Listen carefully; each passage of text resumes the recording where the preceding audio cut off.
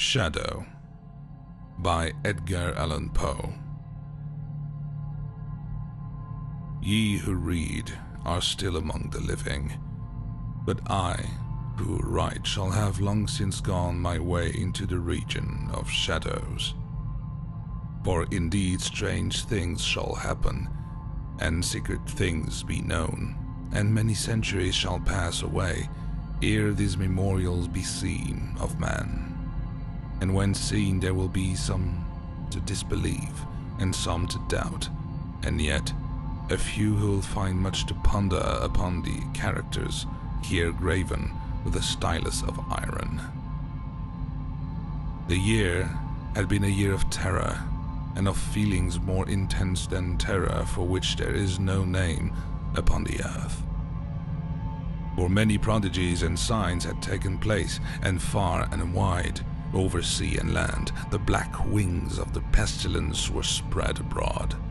To those nevertheless cunning in the stars, it was not unknown that the heavens wore an aspect of ill, and to me, the Greek, Oinos, among others, it was evident that now had arrived the alternation of that 794th year, when, at the entrance of Aries, the planet Jupiter is conjoined with the red ring of the terrible Saturnus.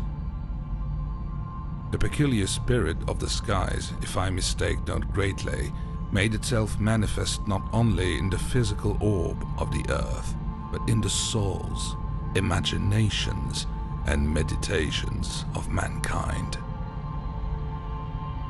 Over some flasks of the red Chian wine within the walls of a noble hall in a dim city called Ptolemais, we sat at night, a company of 7, and to our chamber there was no entrance save by a lofty door of brass, and the door was fashioned by the artisan Corinus, and, being of rare workmanship, was fastened from within. Black draperies, likewise, in the gloomy room, shut out from our view the moon, the lurid stars, and the peopleless streets. But the boding and the memory of evil, they would not be so excluded. There were things around us, and about of which I can render no distinct account, things material and spiritual heaviness in the atmosphere, a sense of suffocation, anxiety, and above all that terrible state of existence which the nervous experience when the senses are keenly living and awake, and meanwhile the powers of thought lie dormant. A dead weight hung upon us. It hung upon our limbs, upon the household furniture, upon the goblets from which we drank, and all things were depressed and borne down thereby. All things, save only the flames of the 7 lamps which illumined our revel. Uprearing themselves in tall, slender lines of light, they thus remained burning all pallid and motionless, and in the mirror which their lustre formed upon the round table of ebony at which we sat, each of us there assembled beheld the pallor of his own countenance, and the unquiet glare in the downcast eyes of our companions. Yet we laughed, and were merry in our proper way, which was hysterical, and sang the songs of Anacreon, which are madness, and drank deeply, although the purple wine reminded us of blood. For there was yet another tenant of our chamber in the person of young Zoilus, dead, and at full length he lay, enshrouded, the genius and the demon of the scene.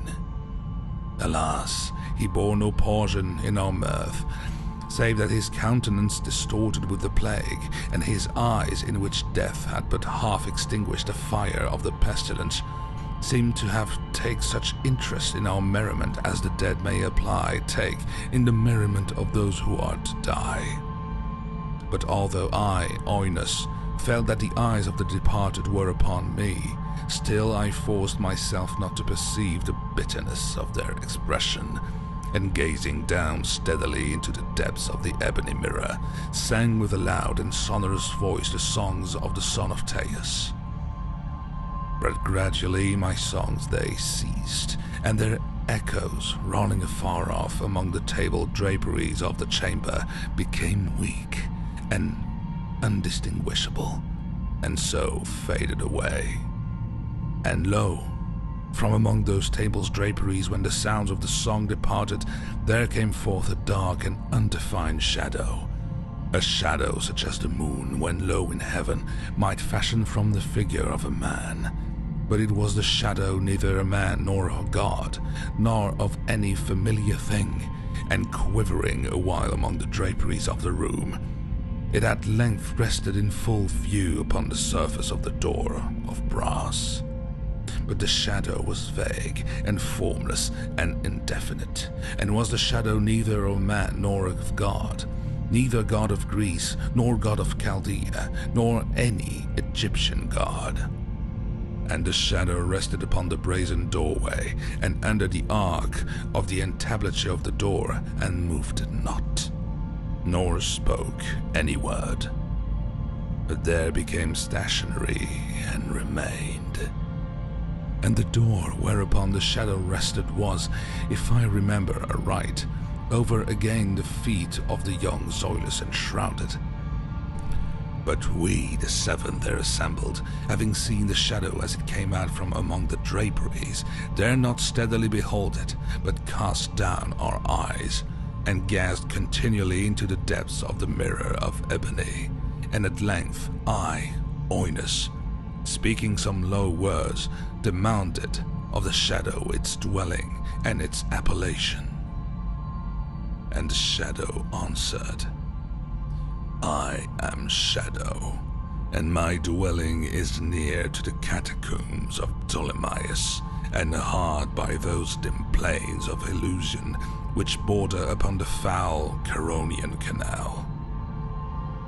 And then did we, the seven, start from our seats in horror, and stand trembling and shuddering and aghast, from the tones in the voice of the shadow were not the tones of any one being, but of a multitude of beings, and varying in the cadences from syllable to syllable, fell duskly upon our ears in the well-remembered and familiar accents of many thousand departed friends.